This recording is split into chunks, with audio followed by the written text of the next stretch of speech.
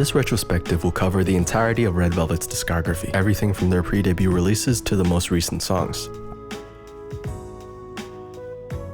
I've only recently gotten into K-pop, so recent in fact that I remember the exact time frame. It was around the fall of 2019, September or October, I believe. One of the first few groups that really got me into the genre was Red Velvet, and one of the first few songs that really got me into Red Velvet was Red Flavor. I just remember gradually and unintentionally memorizing the dance moves since I listened to the song so often and watched so many of the live stages. You can imagine my excitement then when I found out that in a couple of months, the group was gonna make a comeback. You can also imagine how unprepared I was to know that it would be one of the best songs of all time, but we're getting ahead of ourselves. For now, let's go all the way back to the beginning. In the summer of 2014, August 3rd, the newly formed SM rookie group Red Velvet, consisting of the members Bae Joo-hyun, also known as Irene, Kang Soo-gi or just Soo-gi, Sun Seung-wan, also known as Wendy, and Park Soo-young, also known as Joy, debuted with the single Happiness. The song is classified under the Europop genre, mixing the bouncy rhythm with the vibrant driving synths and impressive vocals. The song announced to the world that Red Velvet had arrived and they were bringing some good-ass vibes. The song did pretty good as it entered the top 5 of the Gaon digital chart, and it produced one of the many iconic Red Velvet moments. Of course, I'm talking about this. We'll hold off on talking about Yeti until we get there. For now, the next sort of comeback was a remake of a song by SES called Be Natural, featuring the, at the time, SM rookie member, Taeyup. A complete 180 of their debut, Be Natural leaned almost exclusively on jazz, R&B, and soul. It was this song as well that introduced the core concept of Red Velvet as a group. The duality in their music is summarized in the group's name, Red for their pop-centric mainstream music, and Velvet representing their sultry and seductive side, which employs anything from blues, jazz, soul, R&B, and etc. A few months later, on March 14th of 2015, Red Velvet released their pre-release single for their upcoming EP. The song titled Automatic reflects their Velvet side, embodying quintessential R&B elements from the prominence of the percussion to the melodic and harmonic progressions using a lot of 7th chords to the soft and flowing enunciation of the vocals. Most interestingly, this was the first on-screen appearance, if you don't count her introduction video and teaser, of a brand new addition to the Red Velvet member lineup, and it's of course the now maknae, Kim Ye-rim, also known as Yeti. I'll take a quick second to talk about the controversy at the time surrounding Yeti. For those that don't know, and I obviously wasn't there either, but from what I understand and from the many opinions I've seen around, back in the day when Yeti was just first introduced, there was tons of backlash since it felt like SM's inclusion of her was not intended. You had people saying that she wasn't supposed to be a part of the group, so they're angry that she is one. You had people saying that she was supposed to be an original member and on add-on, so they're angry at SM and Red Velvet for rushing an incomplete debut. No matter what position you had, the fact was still that Yeti's debut was encircled in hate and argument. I don't really want to get involved in some more detail than that, because at the end of the day, it's dumb. Like, the whole thing is stupid and doesn't mean anything at the end of the day, because Red Velvet is still Red Velvet, regardless if Yeti is there from the beginning or added later on. Red Velvet would always be OT5. And speaking of OT5, only one day later, on March 16th of 2015, Red Velvet came back with the titular EP song Ice Cream Cake, and it is tried and true Red Velvet. The side red is what I meant to say, yeah. Ice Cream Cake had much of the elements seen in Happiness, except of course with the inclusion of their 5th member. Although I do want to say, when you read into the lyrics and understand some of the innuendos they might or might not be referring to, it's kind of, you know, especially since Yeti was 17 at the time. But forget about that. You look at this now. This song is called released on September 9th, and it's the very early signs of what can only be described as Red Velvet's tendency to repeat a word or phrase as the hook of their Red songs. You'll see. Regarded as one of the group's signature title tracks, its popularity was unquestioned, evident by its peaking at number 2 on the Gaon digital chart and number 3 on the Billboard World digital charts. Also, time slip from this album, Chef's Kiss. So you know how Automatic was kind of paired up with Ice Cream Cake for the promotion period? Well, the same thing kind of happened with the Russian Roulette era. This time the song was One of These Nights, and even though it's very much R&B like Automatic, it can't be any more different. If Automatic resonated the sexy, seductive jams of acts like D'Angelo, One of These Nights echoed the emotional and powerful yet subtle ballads of the Aliyahs. Russian Roulette also had one of the most memorable dances in my opinion, so much in fact that Vivi danced it. The Then there's Rookie. For me personally, I don't like Rookie as much as I do the rest of the title tracks. I don't know what it is. Maybe I'm just not there yet, or I'm not a real fan. I don't know what it is, but I feel like Rookie does what Dum Dum does, but just not as good. The repetitiveness of the song takes after the template of Dum Dum without really adding anything substantial enough to warrant it being listened to over Dum Dum. I'm basically saying, for me personally, why listen to Rookie when I could listen to Dum Dum, which I know I'll like more? Does that make sense? Oh god, I see the pitchforks. The OG, if you will, the song that really got me into Red Velvet in the first place. One of the best summer songs of all time and one of my favorite songs from the group ever. I don't know how much of it is nostalgia and how much of it is the song just being absolutely incredible. Whenever the song comes on, because I have it on my Red Velvet playlist with all the title tracks, I just automatically start dancing along. When I think of Red or Red Velvet, this song is the big one that comes to mind. And it's no surprise, as the song was a gigantic hit when it came out. Looking back at it now, I didn't truly understand how huge this song was at the time. Just to list off some of the accolades: a win at the KMA's 2018, first #1 for Red Velvet, longest charting single for the group on Gaon, and overall one of the longest charting girl group songs in general. Needless to say, Red Flavor is red hot legendary. Much of the reason why I think Red Flavor was so big compared to the previous title tracks is because Red Flavor was specifically designed to be a pop hit, ditching the motifs set by Dum Dum and Rookie and taking elements found in Ice Cream Cake and injecting it with pure hit-making steroids. So Peekaboo was a turning point for Red Velvet, I feel like, because it was from this song onward that Red Velvet began to fuse their two sides into this hybrid style. I mean, it's not like Red Velvet only exclusively did pop or R&B. Of course, they had pop songs with R&B elements and R&B songs with pop elements. But Peekaboo was the first time where the promotion wasn't split into Red and Velvet, but a Red Velvet song. If you know what that means, I guess. Kind of confusing.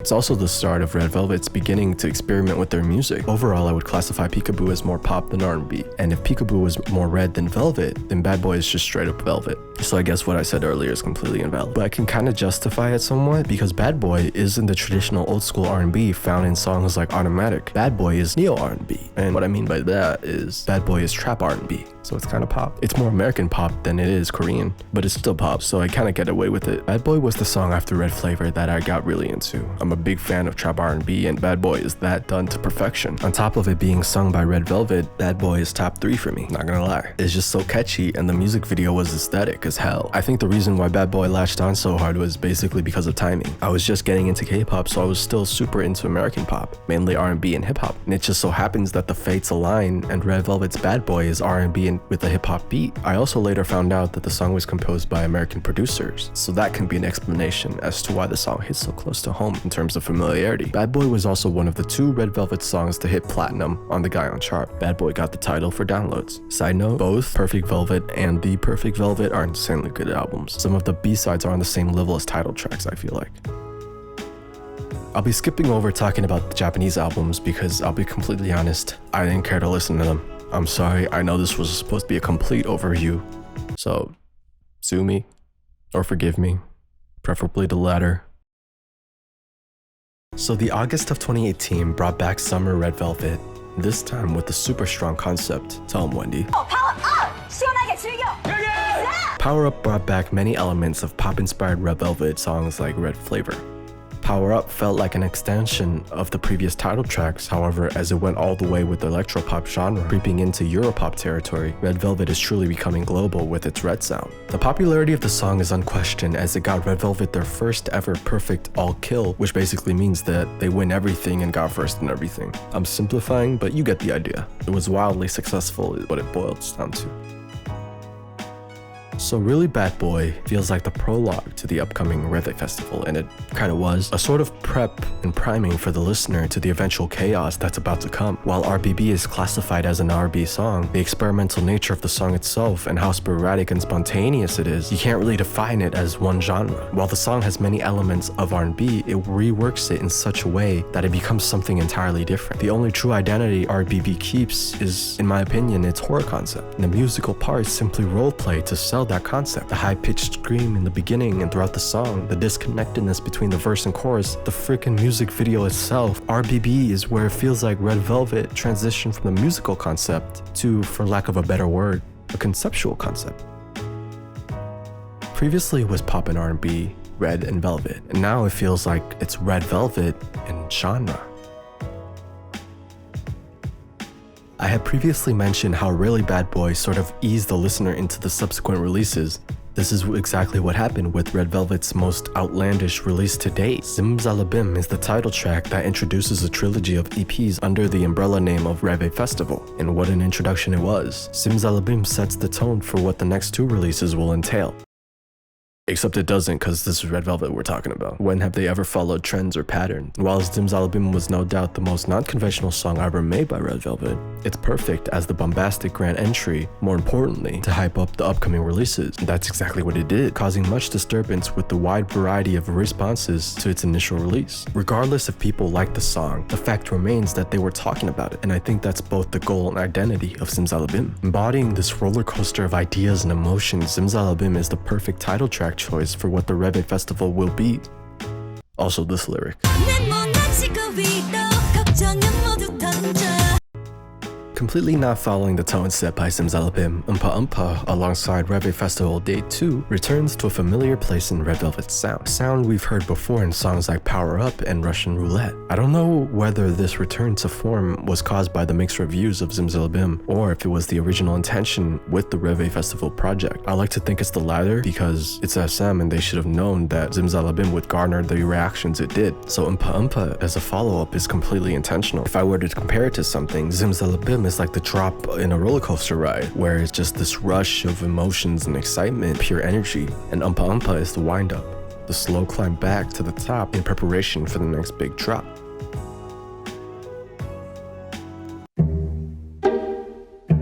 Psycho and the Reve Festival finale released a couple days before Christmas and the New Year. As a conclusion to the Reve Festival trilogy, in the year of 2019, boy was it a conclusion. Psycho is at the time of writing this, and probably for the foreseeable future, my favorite Red Velvet song, both title track and B-side included. Psycho is in my opinion the absolute best, above even Red Flavor and Bad Boy. Psycho feels like the culmination of everything Red Velvet was trying to do ever since their debut. It's the epitome of pop, but it's also quintessential R&B. It's the perfect Red Velvet.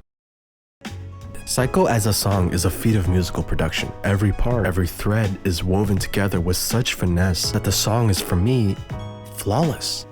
I read somewhere that Lee Soo-man was very meticulous in the song's creation and fine-tuning, and it really shows. Everything from the oscillating synths to the tight percussion to the sentimental, downright gorgeous vocals, it's all impeccable. This isn't even touching the MV, where the visuals reflecting this Victorian Gothic theme complement the sophisticated construction of the song. It's such a shame that the promotion period was cut short before it could even begin due to Wendy's injury. I truly think that if Psycho was promoted at full capacity, it would have been the Red Velvet era. But here we are. Over a year later, Wendy just recovered and will release a solo project. In the past year, Red Velvet as a 5-member group have been silent, and in its stead, a subunit, Red Velvet, Irene and Sugi, or Asu. Side note, Monster wasn't really my style of song. I just found the main synth look really earwormy in a bad way. I just didn't like how it sounded. Naughty though? Naughty should have been the title track and not a standalone single in my opinion. Each member is doing their own thing, and they also released a Boa cover to celebrate her 20th anniversary. The song, of course, has all the spices of Red Velvet, this time with the super jazz. And now we've reached the present, April 2021 of me writing this. SM has confirmed a Red Velvet comeback in the future, and whether that's near or far in the future is yet to be determined. I'm just happy that SM hasn't forgotten about the group entirely. This has been the longest the group has taken a hiatus, and it wasn't even a willing break. When Red Velvet does come back, however, no matter what concept it will be, it's going to be great. Because the fact is that this group can continue to exist despite all the things that happen is a miracle. Red Velvet has been through a lot. I'd even touched the negativity surrounding the group when they first debuted, or the scandals of some of the members faced throughout their careers, because that's not important. No, what truly matters is that Psycho is literally the best song of all time. I'm sorry, can't get over this. Post-end note, red alert, I repeat, this is not a drill. Red Velvet is confirmed to be coming back. We don't know what it's called, we don't know what the song is called, we don't know what the concept, but this Queen's Archive teaser thing is already getting me really excited. OT5 forever.